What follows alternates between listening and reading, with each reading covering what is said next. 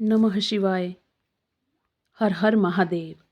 आप सभी भक्तजनों का स्वागत है आपके अपने आध्यात्मिक चैनल सीवी वास्तु टिप्स में। नमो नमः नारायणम, नमो नमः जगदम्बे माताए। भगवान शिव की कृपा, भगवान विष्णु का संरक्षण और माता शक्ति का आशीर्वाद आप सभी पर सदा बना रहे। प्रिय श्रोताओं, मैं आशा करती हूँ कि आप सभी स्वस्थ, प्रसन्न और सकारात्मक ऊर्जा से भरे होंगे। आज का यह विषय केवल एक कथा नहीं, बल्कि एक दिव्य सत्य है। एक ऐसा रहस्य जिसे समझ लेने के बाद मन, बुद्धि और हृदय तीनों बदल जाते हैं। आज हम विस्तार से जानेंगे कि बेटियों के जन्म के लिए भगवान किस घर को चुनते हैं। यह कथा केवल सुनने के लिए नहीं है, बल्कि आत्मा से महसूस करने के लिए है। इसलिए आपसे विनम्र निवेदन है कि इसे अंत तक बिना स्किप किए अवश्य सुने। इस दिव्य कथा में अनेक प्रसंग, उपकथाएं और धार्मिक प्रमाण हैं, जिन्हें सुनकर हर माता पिता के मन में अपनी बेटी के प्रति गर्व और श्रद्धा कई गुना बढ़ जाएगी। प्रिय श्रोताओं, आज भी हमारा समाज पूरी तरह से पुरुष प्रधान सोच से मुक्त नहीं हो पाया है। आज भी कई घरों में पुत्र जन्म पर उत्सव मनाया जाता है और कन्या जन्म पर मौन छा जाता है। यह मौन केवल घर का नहीं, बल्कि आत्मा की अज्ञानता का मौन होता है। जबकि सत्य यह है कि कन्या का जन्म हर किसी के भाग्य में नहीं होता। पुत्र कर्मों से आता है, पुत्री केवल और केवल ईश्वर की विशेष कृपा से आती है। भगवान स्वयं पहले यह परखते हैं कि कौन सा घर, कौन सा परिवार, कौन से माता पिता उस दिव्य आत्मा को संभालने, सहेजने और सम्मान देने के योग्य हैं। इसी कारण बेटियों का जन्म चयन के बाद ही होता है। अब प्रिय श्रोताओं, एक अत्यंत पावन और प्राचीन कथा सुनिए, जो स्वयं भगवान ने ऋषियों को सुनाई थी। सतयुग में अंतिम चरण और त्रेतायुग के प्रारंभ में हिमालय की गोद में स्थित एक तपोवन था, जिसका नाम था धर्मवन। वहाँ महर्षि धर्मकेतु तपस्या में लीन रहते थे। वे अत्यंत सरल, करुणामय और लोक कल्याण की भावना से परिपूर्ण थे। एक दिन उनके मन में एक गहरा प्रश्न उठा कि हे प्रभु, संसार में कहीं पुत्रों की भरमार है और कहीं केवल पुत्रियां जन्म लेती है। यह क्या रहस्य है? यह प्रश्न उनके मन में ज्वाला बनकर जलने लगा। वे प्रतिदिन यज्ञ, हवन और उपासना करने लगे। एक दिन उनके यज्ञ की अग्नि दिव्य प्रकाश में बदल गई। आकाश से शंखनाद हुआ और भगवान श्री हरि विष्णु स्वयं प्रकट हुए। मुनि ने दंडवत प्रणाम किया, विनम्र स्वर से पूछा, हे प्रभु, बताइए कि बेटियां किन घरों में जन्म लेती है। भगवान विष्णु मंद मुस्कान के साथ बोले, हे मुनिवर, यह प्रश्न अत्यंत दुर्लभ है। अधिकतर लोग पुत्र की कामना करते हैं, लेकिन तुमने पुत्री का रहस्य पूछा है। आओ मैं तुम्हें स्वयं दिखाता हूँ। भगवान मुनि को लेकर आकाश मार्ग से पृथ्वी पर भ्रमण करने लगे।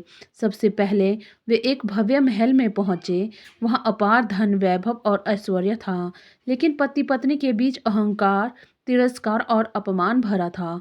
वहां स्त्री को सम्मान नहीं, बल्कि अधिकार समझा जाता था। भगवान बोले, जहां अहंकार प्रेम को मार देता है, वहां कन्या का कोमल हृदय कैसे टिकेगा। आगे वे एक ऐसे घर में पहुंचे जहां पूजा पाठ बहुत था, लेकिन करुणा नहीं थी। दान था, लेकिन दिखावे के लिए। भगवान ने कहा, जहां भक्ति में दम्भ हो, वहां देवी नहीं ठहरती। इसके बाद वे एक छोटे से कच्चे से घर में पहुंचे। वहां एक गरीब दंपति रहता था। घर में भोजन कम था, लेकिन प्रेम बहुत असीम था। पति पत्नी एक दूसरे का सम्मान करते थे, दुखों को बांटते थे और ईश्वर का स्मरण कृतज्ञता से करते थे। भगवान बोले, हे मुनि, यही वह घर है जहाँ कन्या अवतरित होगी। यहाँ धन की नहीं, लेकिन संस्कार है। वहाँ वैभव नहीं, लेकिन वात्सल्य है। मुनि की आंखों से आंसू बहने लगे।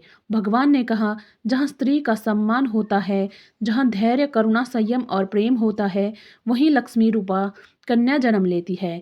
इसके बाद भगवान अंतर्ध्यान हो गए और मुनि ने इस रहस्य को संसार में फैलाया। प्रिय श्रोताओं, गरुड़ पुराण में भी इसका उल्लेख मिलता है। एक बार अर्जुन ने भगवान श्री कृष्ण से पूछा, हे माधव, किन कर्मों से किसी को पुत्री का सुख मिलता है। तब श्री कृष्ण बोले, हे पार्थ, पुत्र भाग्य से मिलते हैं, लेकिन पुत्रियां सौभाग्य से।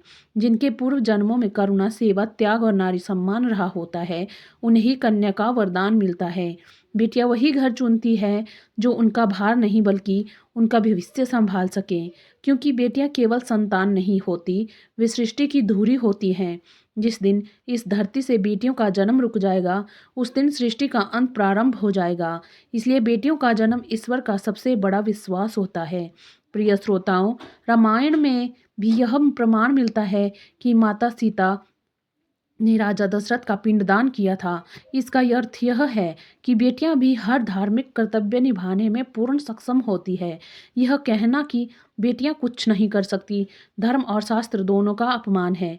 बेटी दो कुलों को रोशन करती है, माता पिता के घर में बेटी बनकर और ससुराल में बहू बनकर। इसलिए जिस घर में बेटी का जन्म होता है, वहाँ देवताओं का वास होता है। अब एक और धार्मिक कथा सुनिए। एक बार दो मित्र मिले। एक ने गर्व से कहा, मेरे दो पुत्र हैं। दूसरा मित्र मुस्कुराकर बोला, मेरे घर बेटियां हैं। पहला मित्र बोला, मैं धन्य हूँ कि मेरे घर बेटियां नहीं हुई। यह सुनकर दूसरे की आंखों में आंसू आ गए। तभी उसकी छोटी बेटी बोली, अंकल, भगवान बेटियां केवल उन्हें देते हैं जो भाग्यवान होते हैं, जिनके हृदय विशाल होते हैं।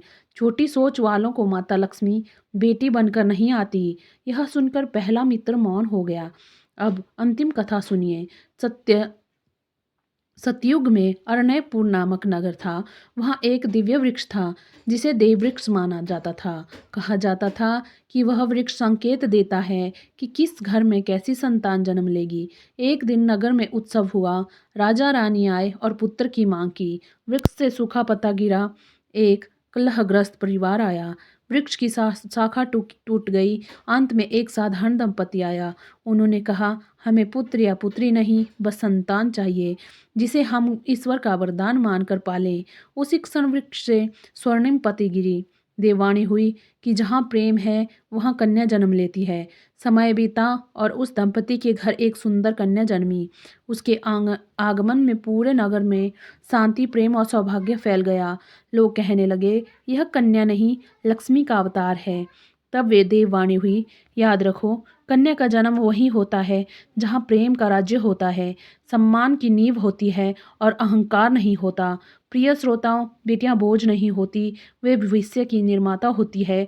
उन्हें पढ़ाइए, आगे बढ़ाइए, सपने देखने दीजिए। बेटी का जन्म उत्सव होना चाहिए। यदि आपको यह दिव्य कथा हृदय से स्पर्श कर गई हो तो इसे अधिक से अधिक लोगों तक साझा करें, ताकि समाज की सोच बदले और हर बेटी को पूर्ण जीवन मिल सके। वीडियो को लाइक करें, चैनल को सब्सक्राइब करें और बेल आइकन दबाना ना भूलें। आप सभी का और आपके पूरे परिवार का हृदय से धन्यवाद। जय श्री राम।